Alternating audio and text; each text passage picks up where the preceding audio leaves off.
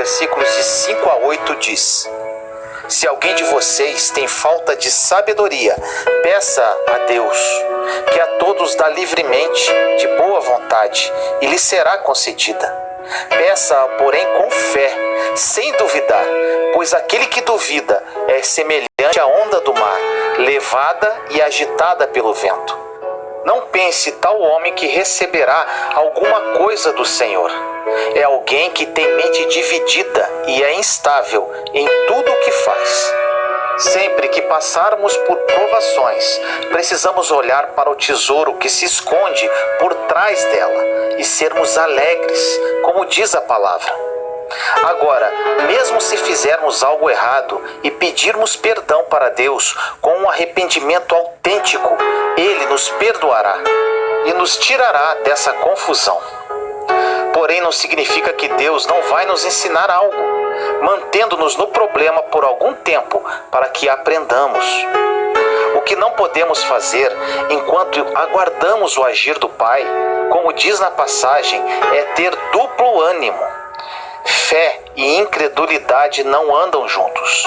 Oramos e profetizamos sobre a nossa vida na presença de nossos amigos cristãos. E logo em seguida, murmuramos e reclamamos com nossos amigos incrédulos. Isso é muito comum. Um grande exemplo da Bíblia que nos ensina como devemos agir no tempo de provação foi Jesus. Ele, no tempo de provação, falou muito pouco. No livro de Isaías, capítulo 53, versículos 6 e 7 diz: Todos nós, tal qual ovelhas, nos desviamos. Cada um de nós se voltou para o seu próprio caminho. E o Senhor fez cair sobre ele a iniquidade de todos nós.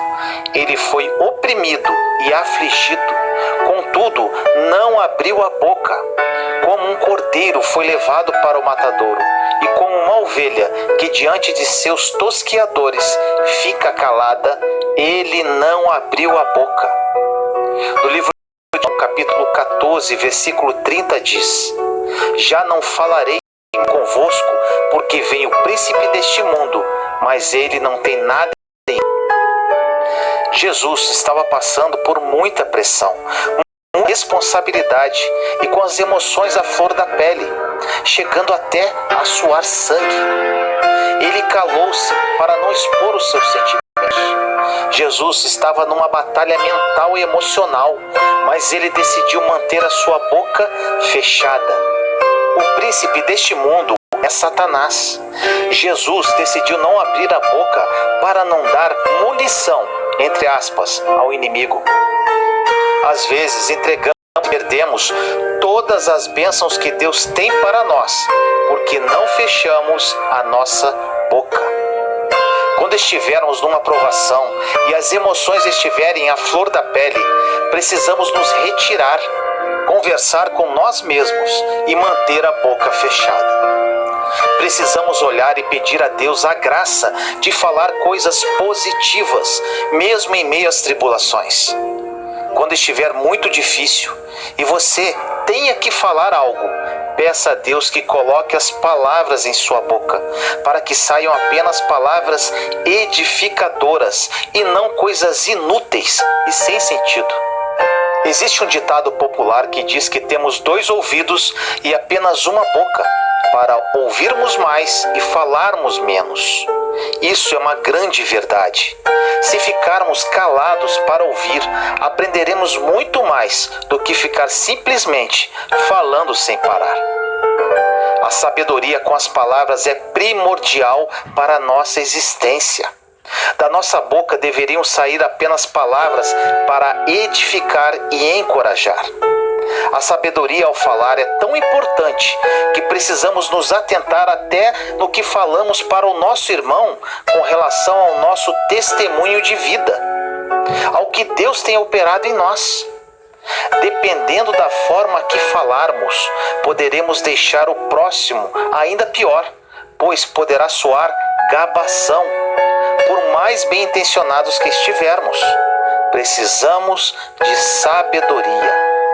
No livro de Provérbios, capítulo 27, versículos 1 e 2 diz: Não se gabe do dia de amanhã, pois pois você não sabe o que este ou aquele dia poderá trazer. Que outros façam elogios a você, não a sua própria boca.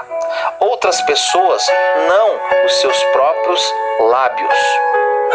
Quando fazemos algo de bom, não devemos deixar a mão direita saber o que a esquerda está fazendo. Tudo o que fazemos, absolutamente tudo, devemos fazer para o Senhor, e ainda devemos estar dispostos a fazer em segredo, a menos que seja conveniente alguém saber. Precisamos de sabedoria.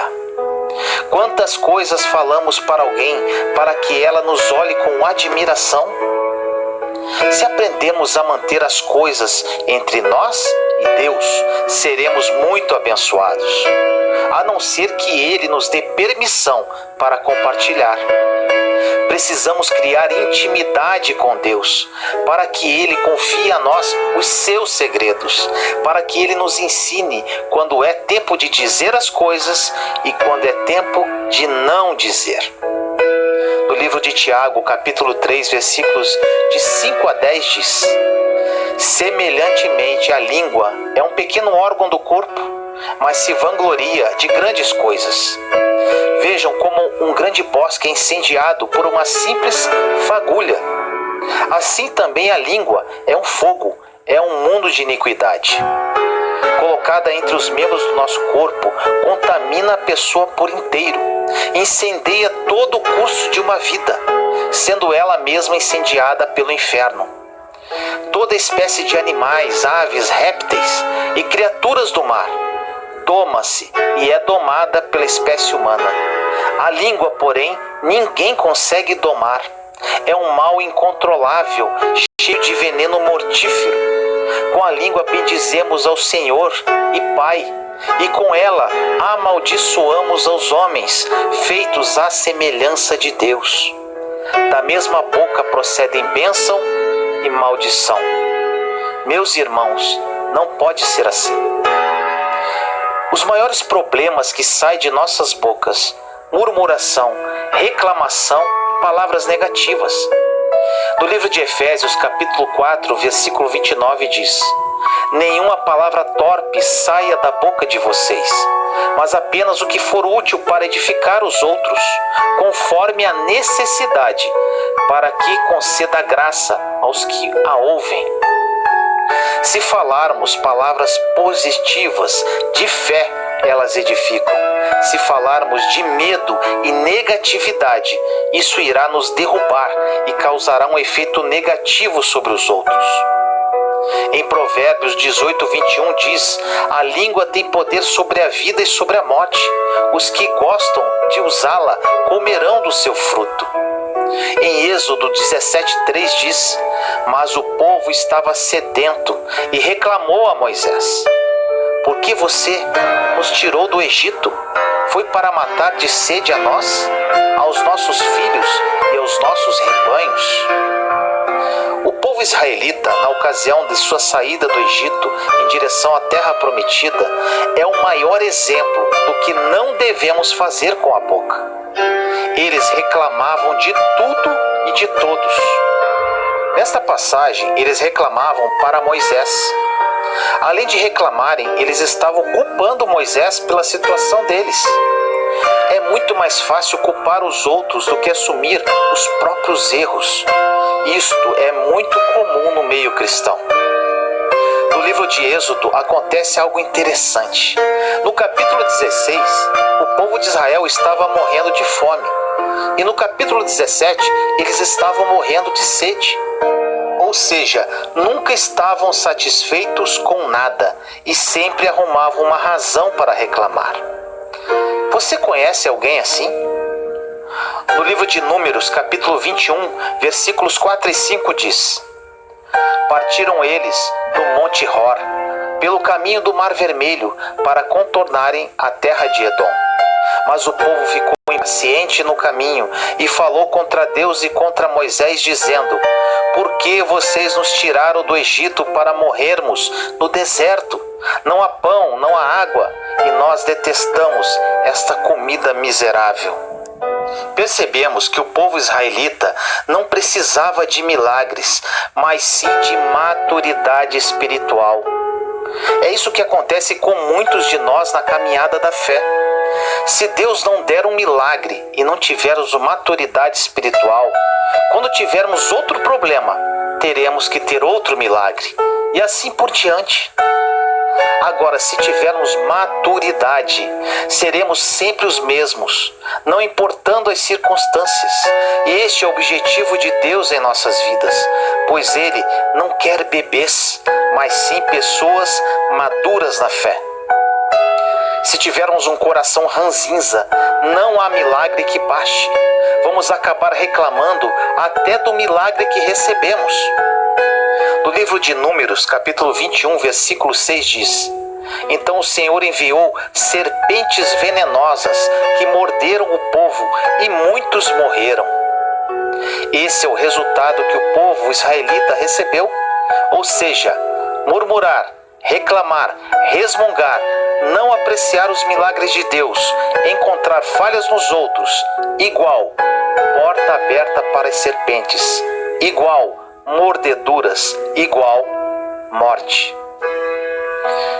Em Números 21:7 diz: O povo foi a Moisés e disse: Pecamos quando falamos contra o Senhor e contra você. Ore pedindo ao Senhor que tire as serpentes no meio de nós. E Moisés orou pelo povo. Precisaram aproximadamente 23 mil pessoas morrerem para o povo criar consciência do que estavam fazendo. Esta foi a consequência da sua reclamação. Deus não quer fiéis que murmurem e reclamem. Fiéis a Deus não fofocam, nem julgam, nem criticam.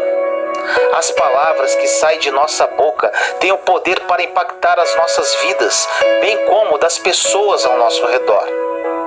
Em Provérbios 12:18 diz: O falador fere com golpes de espada, a língua dos sábios, porém, cura. Em Mateus 12:33 diz: Considerem, uma árvore boa dá bom fruto, uma árvore ruim dá fruto ruim, pois uma árvore é conhecida por seu fruto.